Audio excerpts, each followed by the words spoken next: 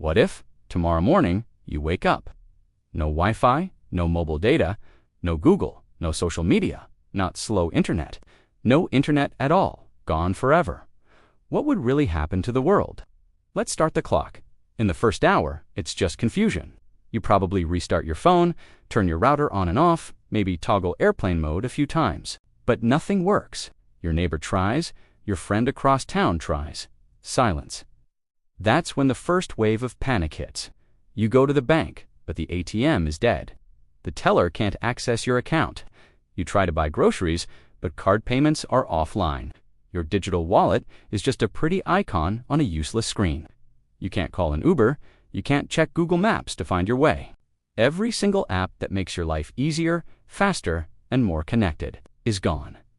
It's in these first few minutes that a terrifying thought dawns on humanity. We depended on the internet more than we ever realized. As the first day unfolds, chaos begins its slow, creeping takeover. Airports are the first to fall.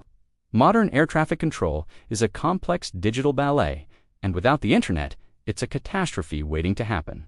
All flights are grounded indefinitely. Millions of people are stranded, not just in different cities, but in different countries. The global economy, which exists almost entirely as digital numbers flying through cyberspace, simply evaporates. Stock markets don't just crash, they cease to exist. Trillions of dollars in digital wealth, pensions, and savings vanish into the void. Hospitals are thrown into a state of emergency. Electronic health records, patient histories, and appointment schedules are all trapped behind impenetrable digital walls.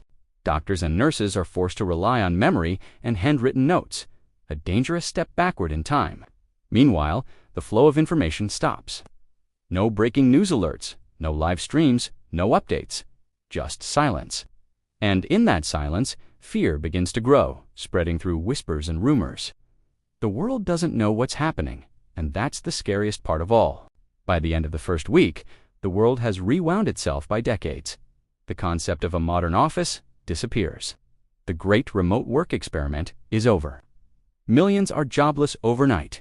Corporations that lived in the cloud find themselves without a home. Universities and schools shut down. Online courses, digital libraries, and research databases are all gone. Education grinds to a halt. Factories, once powered by just-in-time global supply chains, fall silent. Without the ability to coordinate orders and shipments across continents, the intricate web of global trade collapses. Store shelves start to empty. But amidst this technological collapse, something strange and unexpected starts to happen.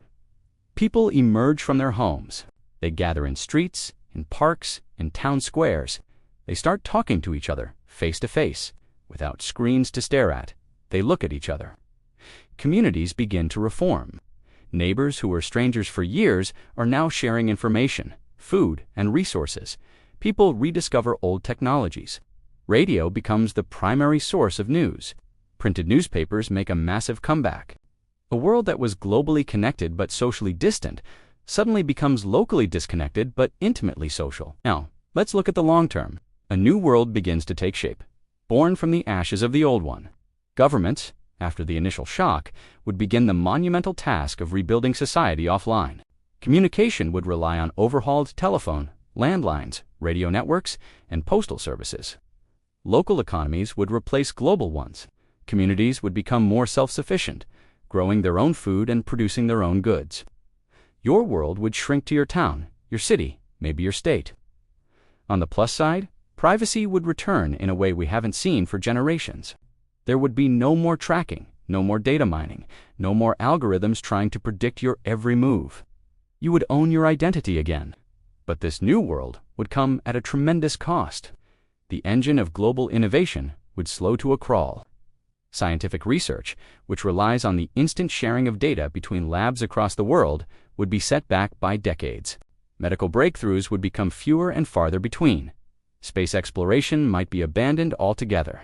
The world would become simpler, quieter, and more local, but also smaller. The internet connected us. It gave us knowledge, convenience, and a global community, but it also wove itself so deeply into the fabric of our existence that we became fragile, utterly dependent on its invisible network. So, here's the real question I want you to think about. Did the internet ultimately make humanity stronger, or just more dependent? Tell me what you think in the comments below. Thanks for watching, and if you enjoy exploring these big what-if questions, make sure to like and subscribe for more.